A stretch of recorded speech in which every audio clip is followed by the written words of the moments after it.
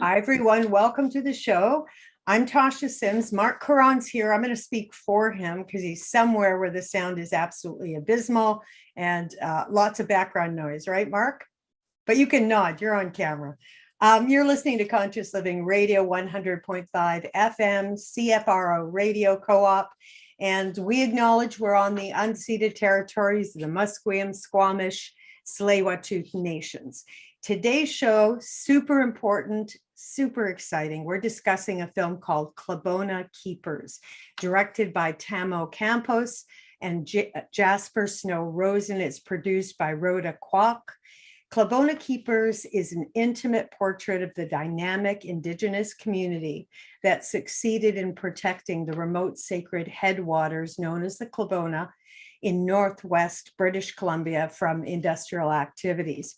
Spanning 15 years of matriarchal-led resistance, the film follows a small group of determined elders in the village of Iskut as they heal from the wounds of colonization and pushback against law enforcement, the government, and some of the world's largest multinational companies. Filmmaker Tamo Campos joins us today. He's one of the directors. His other films include Ru Tsu, The Radicals, The Last Stand for Liglu, and over 50 shorts dedicated to combining social impact with his activism and filmmaking. His ventures have a strong outreach focus that collaborates deeply with the participants in all his films. Welcome to the show. Awesome, Tash. Thanks so much for having me. So what a powerful film and an important film. I hope everyone gets to see it, which actually they will be able to because it's going to be one of the hot docs that will be offered online free, as well as opening up the 19th annual Human Rights Watch Canada Festival. Pretty exciting. I mean, it covers everything, the whole focus on Indigenous land rights, healing, illuminating what's important and why in standing up for future generations. What was your intention? How was it? How did it come about for you to make this film? Yeah, for sure. That's definitely not a short story because we never had an intention to make a film up in Iskut, and that's kind of the truth of the matter. In fact, I guess I kind of have to backtrack a bit to tell the story of how the film began, because I think it really sets the context for what this film came out of and just the relationships that are really the foundation of this film. So in 2013, a bunch of friends and we were traveling up northern BC in this school bus that ran on waste cooking oil, and we were working on the first film we ever did, which was called Northern Grease, which was exploring kind of the social impacts of oil and gas extraction, as well as using snowboarding, surfing, skateboarding to reach youth. And we were driving up that 37 highway, that remote highway that goes up into Tahltan territory on our way to Fort Nelson, because we had some school presentations there. And I remember we stopped in at the Iskut gas bar for ice cream because it was a hot summer day. And there was a woman named Ace Knoll there working the till. And she said, "Hey, have you guys heard of the Sacred Headwaters Music Fest? It's going on right now." And you know, you're a couple of long-haired hippies in a bus. You're going to check out a music fest. And so we popped into this music fest that the community had been organizing to kind of celebrate that part of the territory, the Sacred Headwaters area, the Klabona area. And we ended up just hanging out at the music fest for 3 days, listening to country music, which at the time was not my favorite music, but I've learned to love it through my time up in Iskut, and just like connecting with the community. And it was on one of the last days, I think, right as we were about to head out, Peter, who's in the film, and Oscar both came up to me and they said, "Hey, our grandmothers are trying to go kick out a coal mining company in the headwaters of the Skeena River.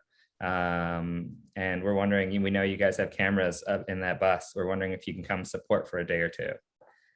Well, 7.5 weeks later, we were still there, up in a remote part of the territory in a camp called Beauty Camp, where they were fighting this open pit coal mine. And we just saw this group of families take on the RCMP, take on this coal mining company, and just, it blew us away, the dedication to that place, the sacrifices that people were making. And it truly changed our lives to see this group of grandmothers kick out what was Fortune Minerals at the time. And 7.5 weeks on a blockade you develop some pretty strong relationships and friendships, especially when you're being served delicious moose meals and stuff like that. And I just kept going back because I guess I fell in love with the people there. And then a few years after going back, we had been doing just a lot of short video work with the elders, like getting kind of footage of their blockades out to the news so people could know what was happening. Also working with some of the youth there. And a lot of people, like a lot of the elders were saying, it's so nice that you're working on these like shorter pieces for the news, but it's always like 30 seconds a minute. You know, the story is so short because of what the news wants to cover. And it'd be cool if you told a longer format story. And we felt really honored to do it. And, you know, we took some time to think about if we could pull this off, me and my best friend Jasper, and we decided to do it under kind of two conditions. And one was that like we collaborate with the story because we knew, you know, the fight had been going on a lot longer than we had been coming to Iskut. And additionally, we wanted to do it as a gift for the community because of all they had done and all they had taught us over the years. And what we thought was going to take one winter of working on this film turned into 7.5 years later. The film launched, this coming week. And how did you get your funding?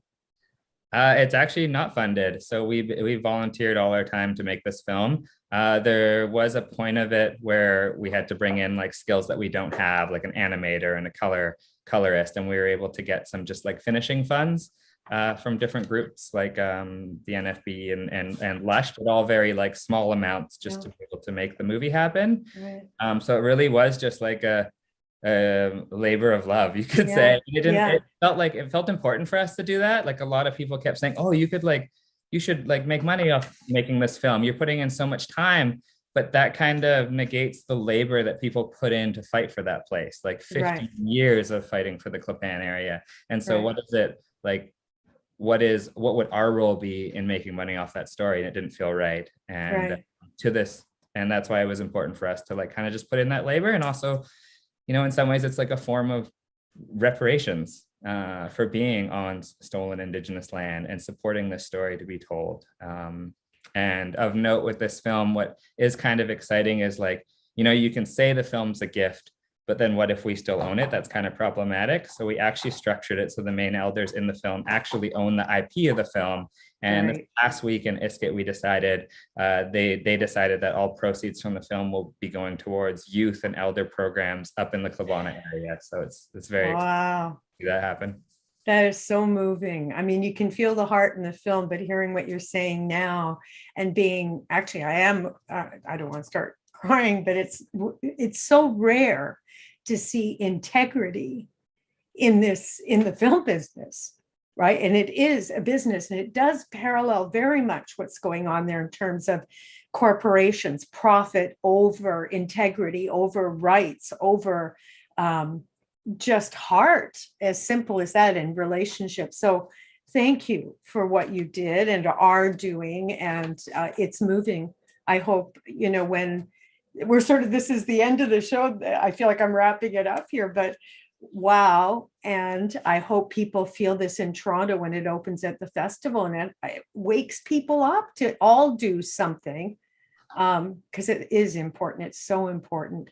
Okay, let's dive in a little bit more before I get all funny. I don't usually get emotional at the beginning, but that was beautiful. Thank you. It's really kind. I really appreciate those words. And it's so true, you know, like for sure, as like filmmakers, we may not be like extracting the land, but in many ways we come from a very extractive industry, and it's the extraction of stories, and it's benefiting of these stories. And even how do you decolonize the language around that? Like, these aren't subjects we're working with. These are like people with lived experience and expertise on surviving the traumas of colonization, and yet still resisting these systems. And so it's really important. It felt with this film specifically to really like embody a different reciprocal way of making movies. And so we're trying our best. And let's illuminate this area, because I know the miners call it the Golden Triangle, right? So tell us why that is, and perhaps a bit of the history, the understanding of the Sacred Headwaters. Yeah, for sure. I mean, this is all up in Tahltan territory, which is up in northwestern BC, and it's an area that is, you know, it's incredibly vast landscapes, like huge bodies of fresh water and caribou and moose and more grizzly bears than people, I think was the quote that the Tahltan Nation Central Council president recently said. And but it's also a place where there's a lot of copper and gold in the mine, in the ground. And there's been like a long history of mineral exploration in that area.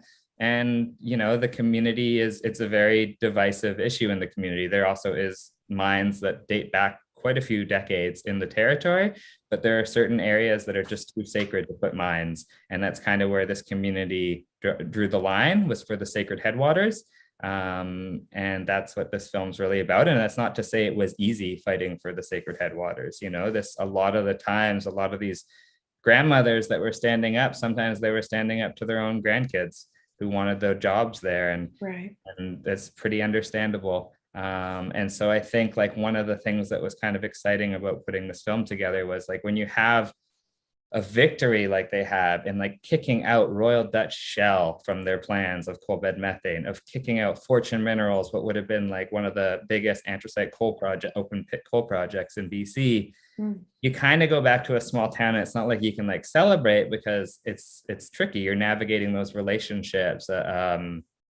Whereas like I feel like now that fight has come to an end for that Klabona area, we can use this film to really celebrate the folks who did make the sacrifices for that area. Why didn't the media grab that? Or is it just my own ignorance? Because somehow I missed that.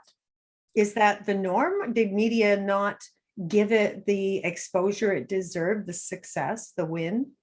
I think media covered the fight a lot more than the success. I actually think they covered it pretty well.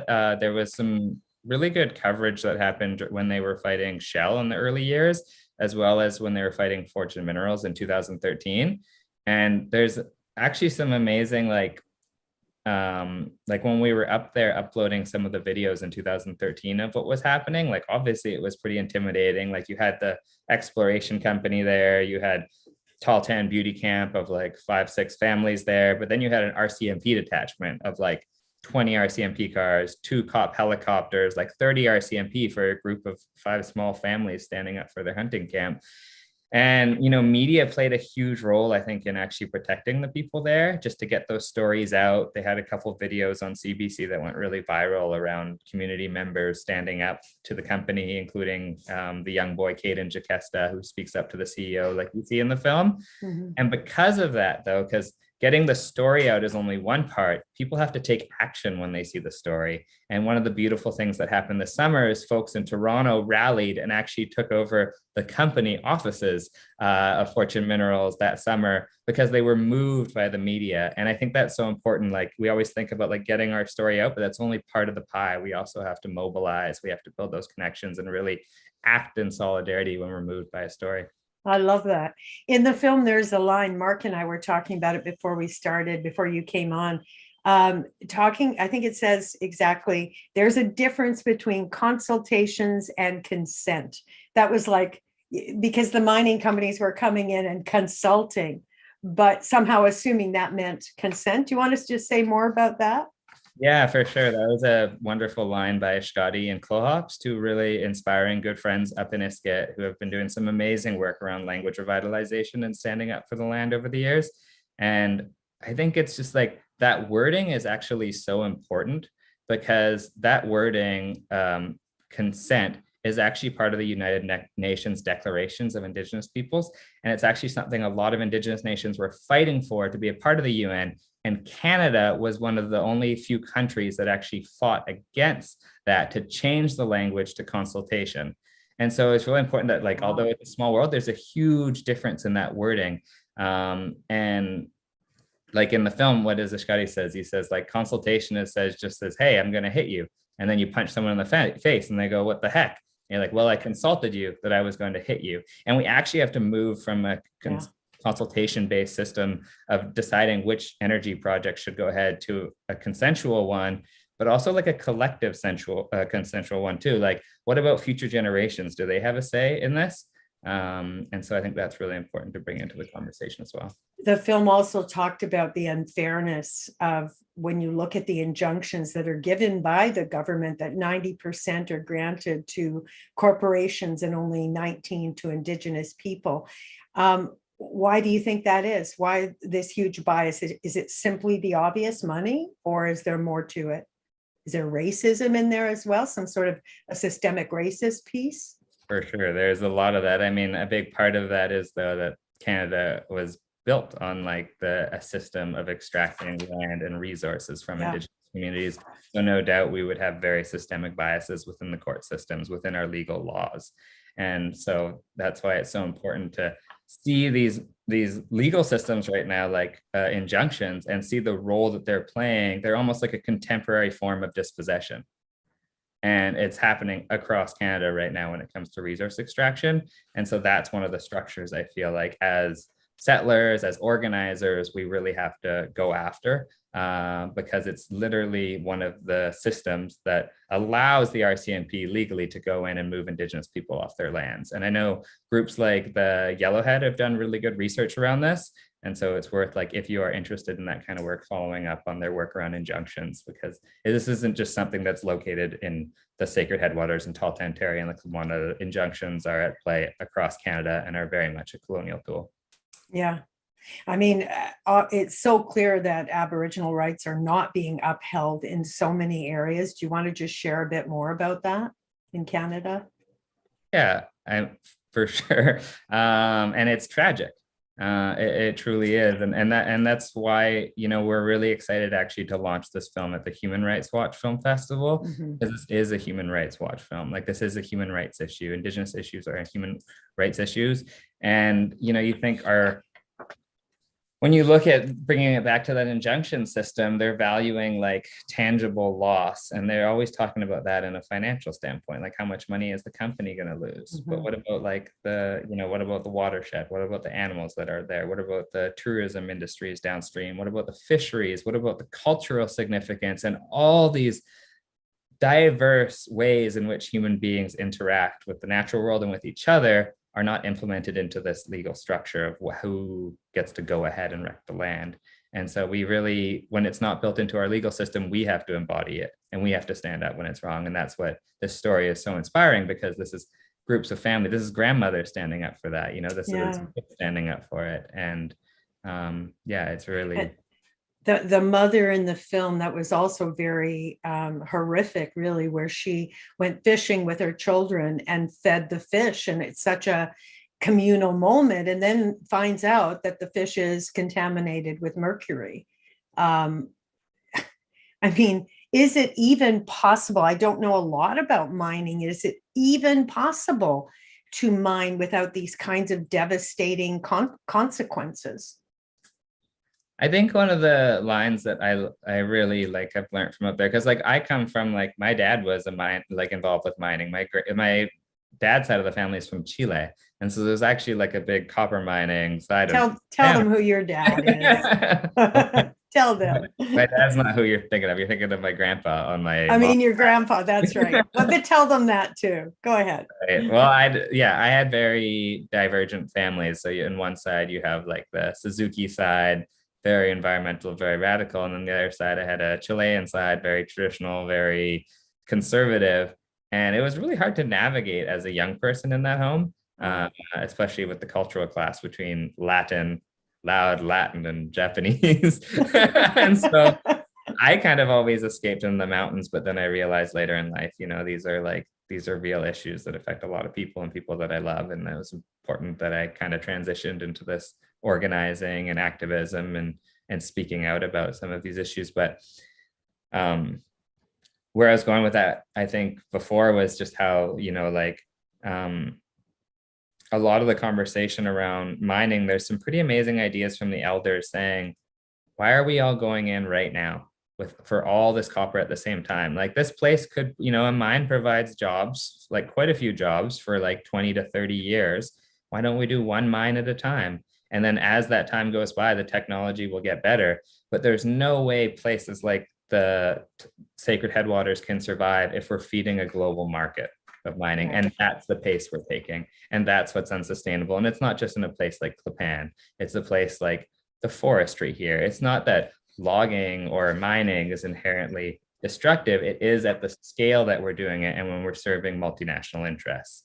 And so when we break that structure, I think is when we can truly start talking about solutions.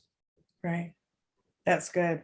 I wonder if we can touch on too, just the complete, like what you just said there is a different way of looking at living, right? Where the consideration and the understanding that everything is interconnected, everything is alive and sacred, that there's relationship to be created with them, which is a completely different approach than using something to benefit A, B, or C. I wonder if you could speak to the Indigenous perspective about this kind of connection. I mean, it goes so far beyond land rights. Is there anything you want to say about that?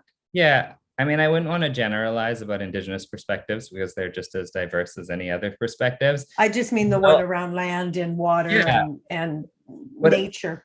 What I will share is a story of that, some of the perspectives that have been gifted from some of the friendships up there. And part of the reasons why I feel like, as much as this film is a gift to the families that fought for the Klabona, they've given me so much in stories and perspectives and ways of seeing the world.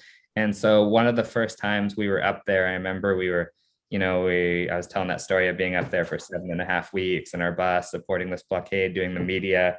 And I remember the elders would kind of like orchestrate this entire thing around the fire evening. They'd be like, okay, tomorrow we're going stick gambling down at their camp. Okay, tomorrow we're going to go serve an eviction notice, just these different actions that they were planning.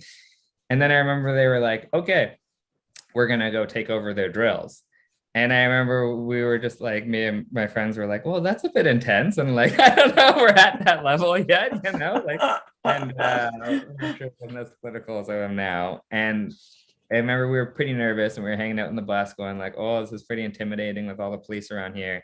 And one of the elders noticed that I was, nervous and stuff. And so he came into the bus. His name's August Brown, lives in Telegraph.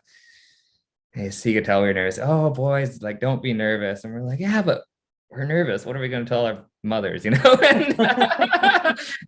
he goes, don't be nervous. Like, you know what? You're not Canadian. And we're just like, what do you mean by that? And he's like, come on, your grandpa's a biologist. You should know this by now, that your body's made up of up to, 75% water. And you've been here, what, 7-8 weeks drinking from this watershed?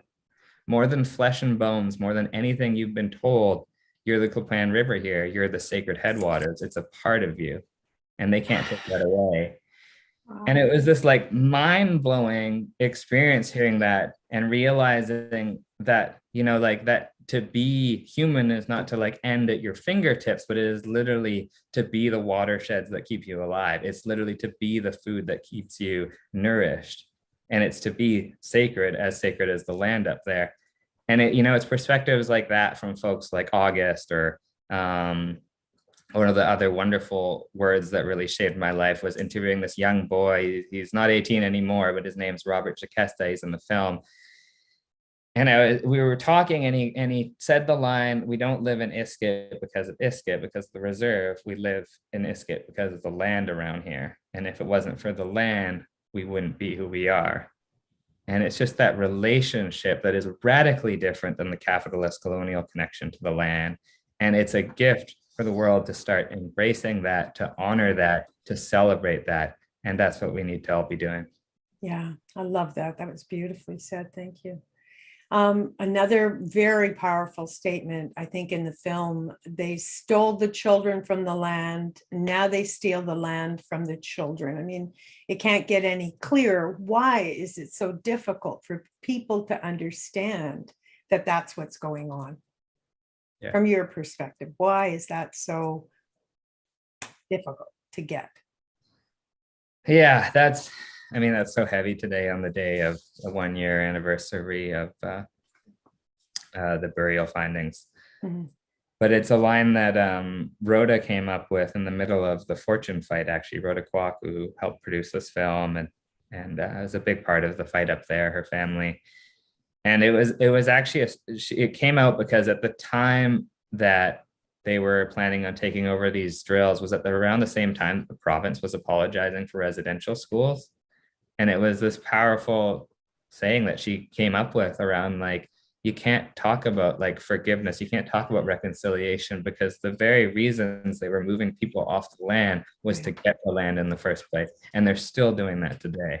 Right. And that's, and in the film, we did a bunch of archival research, and I really appreciate folks like Laura Cuthbert and Maya Wickler, who were able to pull up archives from Victoria and other places, and to pull out some of those documents that, like, you know, the residential schools up in the Northwest, as well as the Indian day schools that operated in Iskut until the late 80s. Like, these things were, you know, the money was flowing through the Ministry of Mines. And so we have to, like, when we think about who is responsible for residential schools, it's the church, you know, it is the government, but it's also these industries as well that were pushing for having people off these places because they wanted the minerals under it. And it's an important part of the conversation that we need to be having around who is responsible and for the tragedy of residential schools. And do you see reconciliation as a national issue, as a Canadian issue, not just an Aboriginal one? Do you see it that way? I think reconciliation has become, it's obviously like a buzzword that the government has used. A lot of money has been put into it, but I think it has a long ways to go. I mean, you can't reconcile something where you still have control over something you stole. And are still doing it. Exactly. And I always take it back to like everything we learned in kindergarten, right? Like, you know, if you steal something from someone, you not only have to say you're sorry, but you actually have to give it back too. So a apology would be giving that land back, giving back the capacity to have the institutions that existed here, the political institutions, the like restorative justice institutions, the like governance that existed here before. And that's what Canada needs to make space for and needs to prioritize if there is going to be any true form of reconciliation. What about accountability? Like I could never understand why no one was following up, let's say with the neglect and the abuse of the children, with the priests and the nuns. How come nobody's calling names? We're in a movement where everybody else is getting canceled. Why is it not front and center? And people, because I think a lot of people don't know how long the schools existed and think of it as something way in the past, but 96, there was still a school. So these people are still alive. Why do you think they're not being held accountable? I think because of racism, because they were in positions of power, and there's always impunity to having power. But that doesn't mean that we can't call for that. And we can't call for, you know, real accountability around these issues for those that made the decisions around it. We can't call for our government to start to move from reconciliation towards reparations, towards like,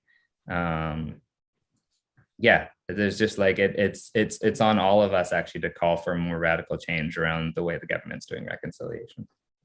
Is there even a party that stands for that? I was thinking about this the other day going, like, who is there to vote for that would actually stand behind Indigenous rights and reparation?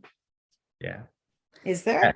I think that there's some parties that have made some like nice gestures and stuff, but it takes changing the value system. Like some of the work is always just waiting for the party to say the line. Yeah. It's actually about changing the values in our communities. It's about changing the values in our families and the spaces that we navigate around that issue. Because it's not this issue of the past. I mean, there is trauma that is going to be generational from residential schools. Yeah. And what does the government do right now? They're incarcerating Indigenous people at a rate far beyond any other demographic in society. And that's this continued, it's this continued racism and continued, sorry, I get emotional about it, but yeah, it's just so frustrating. It takes a lot of us to navigate, like, who are we in community with, and how do we share our passions around this issue and act in solidarity with some of the amazing organizations, Indigenous organizations that are pulling for justice on this issue and supporting them. And even, trauma, I mean, it doesn't stay buried. Everyone, it seems to want to get, even the person who is traumatized, initially the response is to get away from it, to bury it. But it haunts you. It can't be buried. It haunts you. It impacts everything, and clearly has and continues to here. So we all know that sharing your story about it is just one of the very first steps to healing trauma. Are there other meaningful ways that we can create a safe kind of container to move towards this? Do you know what I mean? I mean, I think that like our people's individual like healing journeys and communities has to be set by them. It's about taking that weight and the continued pressure. Like while they're healing, should we be sending in endless amounts of like exploration companies at a rate that is so unsustainable while folks are healing from day schools, from residential schools? Should we be still like taking kids into foster care programs away from their communities, away from, instead of prioritizing community-led models for keeping kids in their community? I think about like how, you know, the intergenerational traumatic effects of just like from my own like mother's background side from the Japanese internment camps, and how like difficult that was, and how that gets passed on in the different generations, and, you know, seeing it in my grandma and my mother. And what it does, it is in no way was that at the same scale of the residential schools by any means, but it allows me to see how quickly people's rights can be taken away in Canada. And it gives you a responsibility to speak out when it's happening. And so not only do we have to speak out about the way Indigenous rights are trampled on, we have to speak out about Islamophobia that is rampant in Canada right now, and all these issues where human rights just get, you know, where Canada tramples on them. Yeah. And, you know, under a banner of being polite. That's the part that's so slippery. It's almost like gaslighting, right? Totally. Yeah. So let's just look at what needs to be brought to the public's attention right now. What's the most pressing thing currently that needs to be looked at? I mean, obviously everything we've talked about, but is there something really specific that we need more awareness around? Ooh, there's a lot of issues, but I would say like in the context of this film, a pressing issue is definitely, you know, I hope that folks see the front lines a little differently. Obviously in the media, a lot of Indigenous blockades get kind of sensationalized, and it shows them, you know, people standing up to some proposed development, or standing in the way of profits, or a resort or something like that. And I hope what this film does is challenges that idea that the story stops there. And it allows us to say, every time we see one of those Indigenous front lines, there's a backstory to it. There's like histories to that place. And I hope it forces us to kind of be uncomfortable and actually go step up and see what's happening in the territories that we live on. And when we see those front lines, we see them very differently, and we find ways to support in our different ways. You know, as myself, like I'm a filmmaker, so this film was a way that I was using my skill set to support a front line that is really close to my heart. But we all have different skill sets. You know, there was the skill set of like, you know, that front line up there needed funding. Folks brought funding. There was front line needed food. People cooked food. People brought clothes that was like needed for the, you know, when the weather got cold up there. People brought satellite systems down. There were so many different skill sets that it takes to organize campaigns to protect areas like this, to stand up for Indigenous rights. And I hope that this film inspires us to figure out what are the skills I have right now, and how can I share that in support of Indigenous sovereignty and Indigenous communities standing up for their land. Mm-hmm. And it does start with a shift in attitude, first and foremost, from me to we, doesn't it?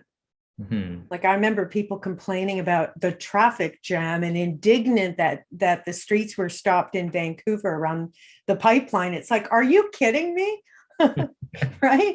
You're concerned about your 15 minutes that you're late or you have to go around. Like this is, people are laying down their lives, are willing to protect their land and rights. And this me-centric kind of society world that we live in, that shift in attitude has to happen across the board in so many areas. What do you think? Let's just talk about being an ally, what that really means, as opposed to just giving lip service to it. As you said, it's tapping into whatever skills you have. The one area I wonder what you think about is tourism. Um, I remember Marc and I had a guest on who was talking about Indigenous tourism, and I think it was in South America, but just how different it was when a person came and lived with a family and actually began to understand the culture from the inside. Is that something that you have heard of happening with the up in BC or anything else? Is there anything like that developing that you know about? Yeah, I mean, there's some amazing initiatives, like if on the note of tourism, but like Indigenous run tourism. I can think of like Sea Wolf Adventures on the North Island. There's some amazing programs that go into Guayhanes or the Kutsumateen. So there is some amazing examples of like tourism at a pace that the local community wants, and as well as like owned and operated by Indigenous communities, which I think is like a really important different economic model. I think when like I find like there's this whole like conversation about allyship, and it's very important to have. It's so important to have, and we have to be like super critical of it, because allyship isn't just like a badge you get and like a degree you get and now I'm an ally. Yeah, It doesn't look like that, and it takes actually like it's a continual effort to change. Not only, I would say, I guess, to always reevaluate your own actions, your own way of seeing the world, your own way of interacting with it, and also building deep relationships, which are so key to solidarity work with the communities you're working with and the issues that you're passionate about. And I always say, when it comes to like, shut up and listen.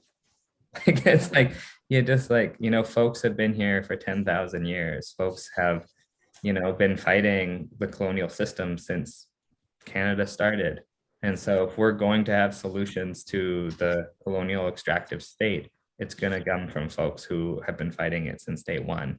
And so, being open to listen, being open to taking leadership from communities, from elders, and also not putting people in harm's way too when it comes to actions is really important as well. Making the same sacrifice that other folks make. It's not fair to put Indigenous people solely on the front lines, because they're disproportionately more likely to face violence from the police. And so what way can you use your privilege to step in there and potentially be in more risky situations supporting those front lines? And I think that's important conversation that we have to be having with our friends, who are settlers.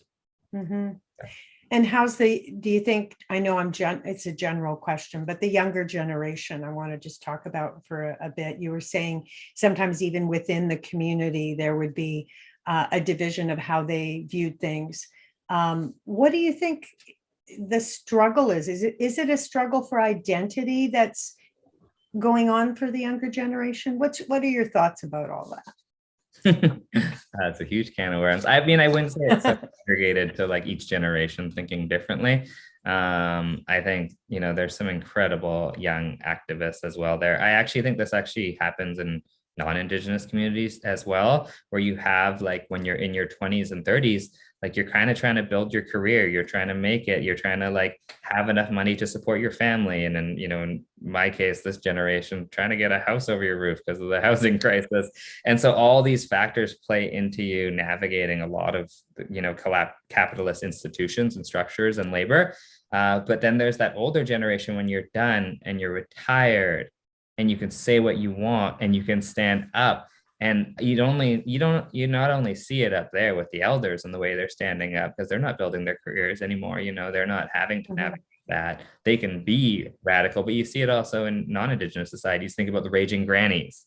And you also find it a lot in the youngest generation as well, because they don't have that same pressure. And so a lot of them speaking out because, at the end of the day, a lot of these environmental issues are most profoundly going to affect the next generation. And that's why you have some amazing young generation activists up in Iskut, but I mean, you look around the world, you look at all the young activists, the sustainability, and all these groups that are standing up and are doing really inspiring work. And I always feel like every generation can kind of like take a movement only so far, and the next generation pushes it like a little further. It's kind of that like long journey towards like seeing the world we want to see.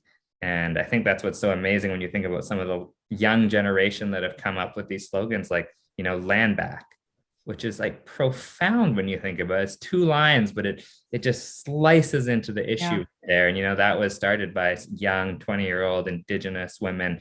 And I think I'm incredibly inspired by the young generation coming up and the work they're going to be doing and carrying this forward with the fire that's in their hearts. Yeah. And in terms of, I think I was thinking also in terms of identity, because you're so right that it's your teens that is, when you're a little kid, you are codependent. Your very survival depends upon belonging to that unit, that family unit, whatever it is. And your adolescence is about saying, no, I'm not you, I'm me. And whatever journey that takes, right, where you actually have to separate on some level to discover who you are. And then you come back and go, okay, now I'm a full-fledged adult. Here's who I am and what I stand for. So I think that's across the board, just a psychological development. I wonder, do you see that happening in terms of the generations coming back to the language, back to wanting to embrace their roots and their heritage, and especially kids who, a lot of kids left or were taken, but grew up going, yeah, that's where I'm from, but not really connected. And I do think there is a movement as well back and to embrace those roots. Do you see that?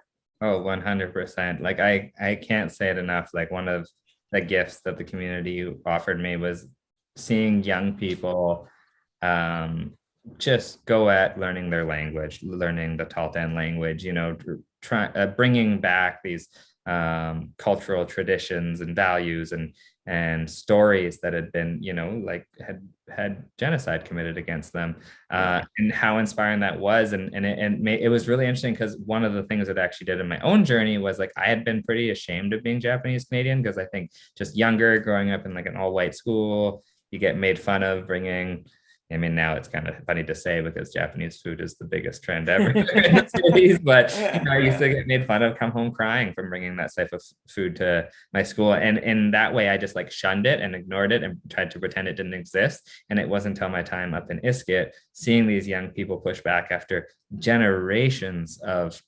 colonization and like forced assimilation, to bury those traditions and that language and those cultural aspects. And it inspired me to kind of go on my own journey to find, what my roots are, it inspired me and my sister to go spend last year in Japan to rediscover our roots and be proud of who we were. And that's been one of the greatest gifts that I would love, to say thank you to the community. And I think it's a big trend actually right now, because there is this revitalization and this revival and resurgence of Indigenous languages, of the youth, and it's really important that non-Indigenous people not jump on that bandwagon and appropriate any of it. I mean, you're seeing a lot of it with folks appropriating Indigenous identity to access funds or to tell stories.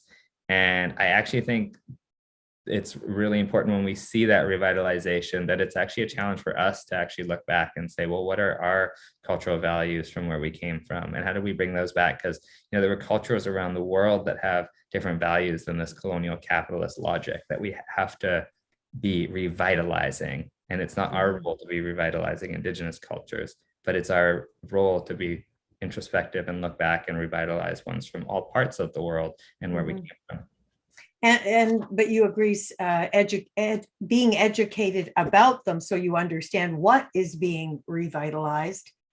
You're saying that's different, right? You're not saying back off and don't get involved at all, right? No, I think supporting it is really important. Yeah. Yeah. And let's talk just for a sec about appropriation, because it's there's the obvious and then there's the more subtle. And I wonder if you can just give a couple of examples of things that you think are maybe happening that people, I think people are nervous about getting involved because they're afraid they're going to get whacked, canceled, like they've done it wrong. I don't think it's out of wanting to appropriate. I actually don't think there's something they're missing and not understanding. Can you support that? Can you illuminate that a little bit to help people understand the difference between supporting and appropriating? Yeah, I mean, that's a big one to tackle, but I feel how should I answer that? I feel like appropriating is when you're like, I mean, of course, there's the obvious examples where you're benefiting financially from it, which is problematic. Yeah. Like, let me give you an example. Maybe you can comment on it, because there are things that I've been involved with that then make me wonder, oh, maybe, does that mean I'm not supposed to be? Like that kind of thinking, right? And clearly I don't want to offend anyone, but I've done like a sweat lodge. Is that, I mean, I haven't led the sweat lodge. I've been invited to participate.